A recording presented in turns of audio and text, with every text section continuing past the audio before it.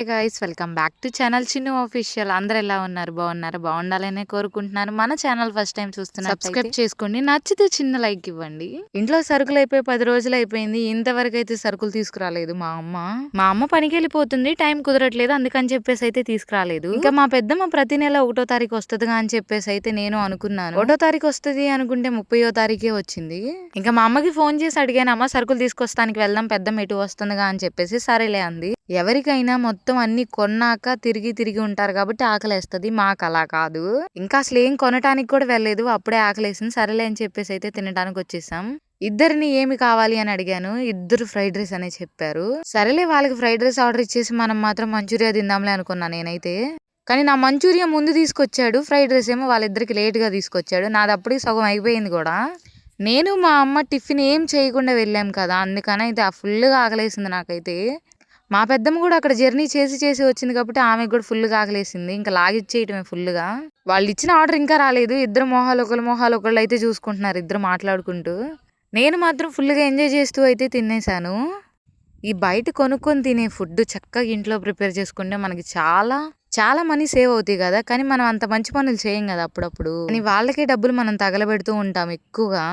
Bill 500 plus అయ్యింది మా ముగ్గురికి. ఇంకా అయితే షాపింగ్ అయితే కంప్లీట్ చేసుకొచ్చాము. మేము ఏమేమి కొన్నామో మొత్తం చూపిస్తాను మీకు.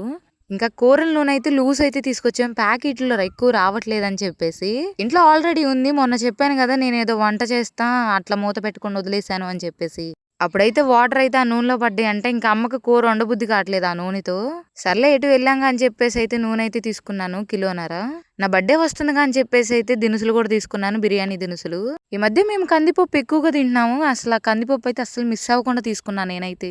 మీరా షాంపూ వాడుతుంటే నా జుట్టు అంతా ఊడిపోతుంది, ఎందుకులే అని చెప్పేసి ఇంకా నేను క్లినిక్ ప్లస్ తీసుకున్నాను. మా అమ్మ అయితే ఇంకా టైట్ సరుపు అయితే తీసుకుంది. సరుపు తెచ్చినప్పుడు ఎవరైనా సరుపు ఎక్కువ వేసుకుంటారు, మా అమ్మ మాత్రం అస్సలు లేదు, కొంచెం కొంచెం వేసిద్ది. సబ్బులు మాత్రం ఎన్నున్నా సరిపోవు, ఆ వాటిని రుద్ది రుద్ది రుద్ది అరగదీసేసిద్ది. ఆమె ఏమేమి వాడుకుంటుందో అవన్నీ అయితే ముందే తీసుకో, మళ్ళీ మళ్ళీ కుదరదో అని చెప్పేసాను. ఇంకా ఆమె కావాల్సిన ఆమె అయితే తీసుకో. ఎప్పుడు వెళ్ళినా బిల్లు 3000 పైనే అవుతుంది, ఈసారి చాలా తక్కువగా అయింది. ఎందుకంటే అక్కడ ఎక్కువసేపు అయితే మేము ఉండలేకపోయాం, ఫుల్ ఎండగా ఉంది. 1 month కి వస్తే సరిపోతుందిలే, నెక్స్ట్ టైం వెళ్ళి ఎక్కువ తీసుకుందాం అని చెప్పేసి అయితే తీసుకోవటమేను. మనం ఒకేసారి డబ్బులు ఉన్నప్పుడు ఇంట్లో కావాల్సినవన్నీ తీసుకున్నాము అంటే ఇంకా పద్దాలు కొనాల్సిన పని అయితే ఉండదు. అదే అప్పుడొకటి కొంటే డబ్బులన్నీ వేస్ట్ అయిపోతాయి, ఎందుకులే అని చెప్పేసి ఒకేసారి కొంటాం మేమైతే మాత్రం. నేను నాకు తెలిసి ఫస్ట్ టైం ఇది కొనటం అయితే. ఆ చిన్న డబ్బా గెస్ చేసి కామెంట్ చేయండి ఏంటనేది. మా అమ్మ బయటికి వెళ్లి సరుకులు తీసుకురావాలి అంటే ఎంత బద్ధకం అంటే, నువ్వు వెళ్ళి తీసుకురా అమ్మ నేను చదువుకుంటా అంటది. తీరా కొనుక్కొచ్చినాకేమో ఏంటి ఇది కొనుక్కురాలేదు అది కొనుక్కురాలేదు అని చెప్పేసి పైగా నన్నే తిడతది. అందుకే ఈసారి మా అమ్మనే తీసుకెళ్లాను, మొత్తం దగ్గరే ఉండి అన్ని కొనుక్కుంది. కొనుక్కునేది కొనుక్కోవాలి కదా, ఇంకేం కొనాలి అని నన్ను అడుగుతుంది. నాకేం తెలుస్తాయి చెప్పండి, నాకు కిలోలు 6 కిలోలు అంటే ఏం తెలియదు, ఏమేమి ఇంట్లోకి అవసరం అవుతాయో తెలుస్తాయి తప్ప మిగతా అయితే ఏం తెలియదు. ఇన్ని షాంపూలు ఎటు కొన్నాక ఒక చిన్న షాప్ పెడతాను, వచ్చేసేయండి మీరు అందరూ కొనుక్కుందరు నా దగ్గర సరుకులు. చిన్నప్పుడు అయితే ఒక 10 రూపాయల షాంపూలు కొనుక్కొచ్చి ఇక్కడ అందరికి అమ్మేవాళ్ళం, నాకు బాగా గుర్తు. చిన్నప్పుడు అన్ని తింగర బొంగర పనులన్నీ చేస్తూ ఉండేదాన్ని తిక్కలుగా. నేనే అనుకుంటే మా అమ్మ అయితే దారుణం, ఒకసారి అయితే గేదె కంట్లో కారం పోసేసిందంట, పాప ఆ గేదె చచ్చిపోయిందంట. మా అమ్మకి తెలియని వయసు కదా ఆ పనులు చేసిందంట, అప్పుడప్పుడు చెబుతూ ఉంటది, నాకు భలే నవ్వొచ్చిద్ది. నేను కూర ఉండానంటే ఖచ్చితంగా తాలింపు గింజలు ఎక్కువ వాడతాను, నాకు తాలింపు గింజలు కూరలో వేస్తే ఎక్కువ ఇష్టం. తాలింపు గింజలు లేకపోతే నాకు అసలు తాలింపే వేయబుద్ధి కాదు. చెప్పానుగా మా అమ్మ అప్పుడొకటి తెస్తది అని చెప్పేసి. అయితే అవి అయితే అంతకు ముందే తీసుకొచ్చాను తాలింపు గింజలు. ఈ తాలింపు గింజల ప్యాకెట్ అయితే ఇవాళ అయితే తీసుకొచ్చాము. 2 చూస్తున్నాను ఏమన్నా తగ్గినాయా పెరిగినాయా అని చెప్పేసి. తగ్గినాయా పెరిగినాయా అంటే 2 సమానంగా ఉన్నాయా అని చెప్పేసి చూస్తున్నాను. 2 సమానంగానే ఉన్నాయి, కాకపోతే ఇక్కడే నేను కందిపప్పు అని పారబోసాను సగం. నాకు పనులు చెప్పాలి అంటేనే 1కి 100 సార్లు ఆలోచిస్తూ ఉంటది మా అమ్మ. నేను చేసిన పని డబుల్ పని అవుతుంది, ఎందుకంటే నేను చేసిన తర్వాత అవన్నీ పోతాయి, మళ్ళీ మా అమ్మే చేసిద్ది. పక్కన మా పెద్దమ్మ ఏంటో జోకులు వేస్తుంది, ఆమెతో మాట్లాడుతూ కందిపప్పు పారబోసేసాను. ఇంట్లో తినడానికి ఏమీ లేకపోతే చక్క శనగపప్పు తినవచ్చులే అని చెప్పేసి అయితే ఒక చిన్న ప్యాకెట్ అయితే తీసుకున్నాను, ఎప్పుడైనా తినాలనిపించిద్దని.